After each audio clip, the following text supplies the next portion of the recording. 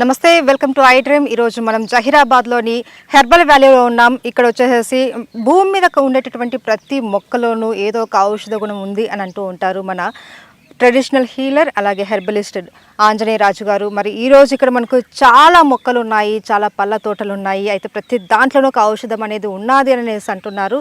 Sir, ఇప్పుడు మాకు ఔషధం అన్నది ప్రతి మొక్కలో ఉంటుంది, భూమి మీద పనికిరాని మొక్క అంటూ ఏది లేదని మీరు చెప్తూ ఉంటారు కదా. సో ఈ రోజు ఇప్పుడు మనకు ఏం చెప్పబోతున్నారు?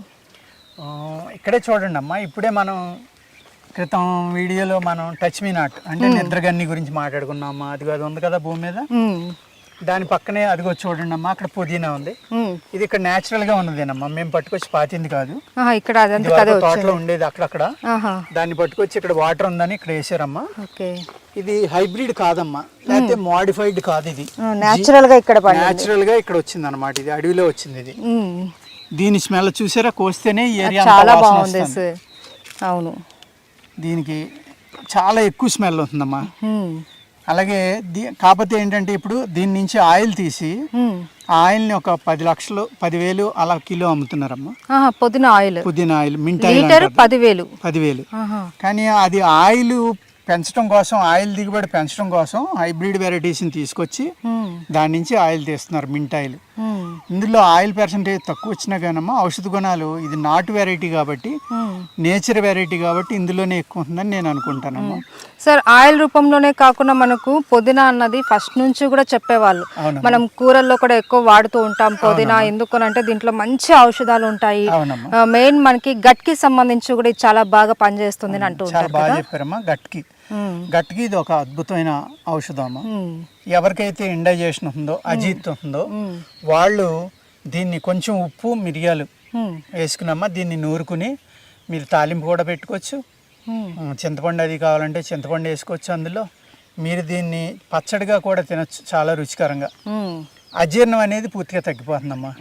అదేవిధంగా పొట్టలో ఉన్న బ్యాక్టీరియా వల్ల ఒక చెడు బ్యాక్టీరియా ఉండమ్మా, ఒక వాయువులను పుట్టిస్తూ ఉంటుంది. ఆ వాయువు చాలా మందికి త్రేణుపు ద్వారా వచ్చి మౌత్ స్మెల్ వస్తుంది కదమ్మా. ఆ మౌత్ స్మెల్ యాక్చువల్గా నోట్లోది కాదమ్మా, ప్రేగుల్లోంచి కూడా కొంతమందికి ఆ స్మెల్ అనేది వస్తుంది. ఆ అపాన వాయువు ఏదైతే విషవాయువులు ఉన్నాయో, చెడు వాయువులు, దుర్వాసన వచ్చి వాయువులు ఉన్నాయో, ఆ వాయువులు అన్నిటిని కంట్రోల్ చేయడంలో ఈ పుదీనా అనేది అద్భుతంగా పనిచేస్తుంది.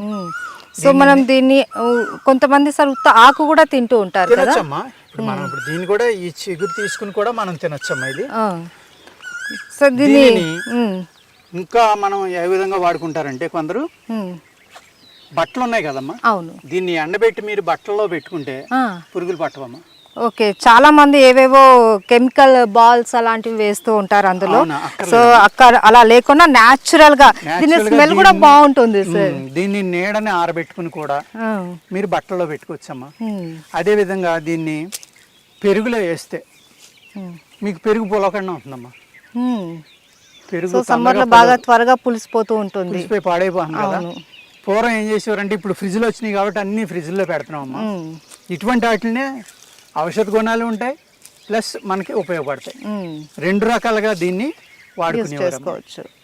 అలాగా ఒక చాలా మంచి ఔషధ గుణం. దీన్ని మీరు కోసుకుని దీన్ని పౌడర్ చేసుకుని, ఆ పౌడర్ కూడా మీరు మనం ఏదైతే మిరపకాయ కారం, ధనియాల కారం, ఇలా అనేక రకాలు చేసుకుంటాం కదా, అట్లా పుదీనా కారం కూడా చేసుకోవచ్చు. ఓకే, చేసుకుని దీన్ని వాడుకున్నా కూడా నేను ఏ ఔషధ గుణాలు అయితే మీ పొట్టగా చెప్పానో, నేను గట్స్ కానీ ఇంకోటి కానీ, ఎవరైనా శ్రోతప్పి పడిపోయారమ్మా, దీన్ని బాగా నలిపి ముక్కు దగ్గర పెట్టండి, వెంటనే లేసి కూర్చుంటారు. ఆ లక్షణం కూడా ఇది బ్రెయిన్ కూడా చాలా మంచి స్మెల్. ఈ ఘాట్ ఏదైతే ఉందో అది నిద్రావస్థలో ఉన్న బ్రెయిన్ కూడా మేలుకొల్పడానికి ఇది పనిచేస్తున్నాము. యాక్టివ్ అవుతుంది బ్రెయిన్. అయ్యి స్పృహ వచ్చి లేచి కూర్చుంటాడు మనిషి.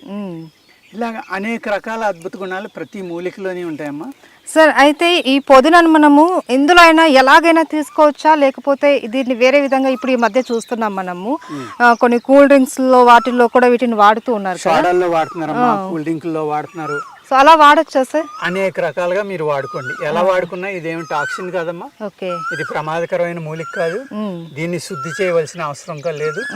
దీన్ని పచ్చిది కానీ ఎండిది కానీ సమూలం కానీ అంతా వాడుకోవచ్చు అమ్మా. మెయిన్ మనకు జీర్ణశక్తి మీద బాగా పనిచేస్తుంది అండ్ బ్రెయిన్ కూడా మంచి యాక్టివ్ అవుతుంది. యాక్టివ్ అవుతుంది, పొట్టలో ఉన్న క్రిములను కూడా చంపుతుందమ్మా.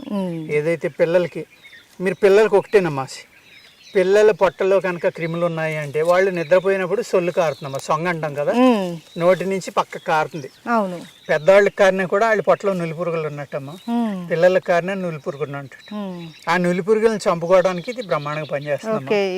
మిరియాలు కొంచెం సాల్ట్ రెండు కలిపి దీని ఆకేసుకుని నూరుకుని ఆ మాత్ర కింద తినొచ్చు, మధ్యలో కలుపుకుని తాగొచ్చు.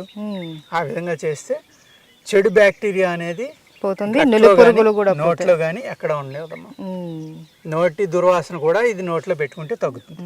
సో పుదీనా అంటే మామూలుగా మనము మసాలా వాటిల్లోనో చట్నీలలోనో ఇట్లా ఎక్కువగా వాడుతూ ఉంటాము, టేస్ట్ కోసం స్మెల్ కోసమే అనుకుంటారు చాలా మంది. కానీ ఇరానియన్ కేఫ్లో చాలా ఎక్కువ వాడతారమ్మా ఇది, బిర్యానీలు, దమ్ బిర్యానీ, కర్రీస్, అవును వాటిలో ఇది చాలా బాగా వాడతారమ్మా. ఎందుకంటే నాన్ వెజిటేరియన్ చాలా ఎక్కువ తింటారు కాబట్టి వాళ్ళు ఆ నాన్ వెజిటేరియన్ ఎక్కువ తినటం వల్ల అజీర్తి రాకుండా ఆ కూరలోనే ఈ పుదీనాను వేసుకుని అది డైజెస్ట్ అయ్యేలాగా అడ్వాన్స్గానే దీన్ని వాడుకుంటారమ్మా వాళ్ళు. సో మన పెద్దవాళ్ళు అందుకే ఏది వాడినా దాని వెనకాల ఏదో ఒకటి ఆరోగ్య రహస్యం ఉండనే ఉంటుంది కాబట్టి చాలా తెలివిగా ముందుగానే మనకు అలవాటు చేస్తూ వచ్చారనమాట. నాన్ వెజెస్ కానీ ఒక ఫుడ్ కింద మనకు అలవాటు చేస్తూ వచ్చారు. ఇది మెడిసిన్ తినమంటే మనం ఎవరు తినం, అదే కూరలో మసాలా కింద టేస్ట్ వస్తుంది అని అంటే వాడుకుంటాం. సో ఎలాగైతే ఏమైంది, ఎలా తీసుకున్నా కూడా పుదీనా అన్నది చాలా ఆరోగ్యకరమైనది. ముఖ్యంగా మనకు మైండ్ చాలా యాక్టివ్ అవుతుంది, బ్రెయిన్. అలాగే మన జీర్ణశక్తి మీద కూడా చాలా శక్తివంతంగా పనిచేస్తుంటుంది. ఎటువంటి సూక్ష్మ క్రిములు ఉన్నా కూడా అవన్నీ కూడా చనిపోయేసి మంచి హెల్దీ గట్ మనకి ఇస్తుంది. Right, okay, thank you so much sir. నమస్తే అమ్మా.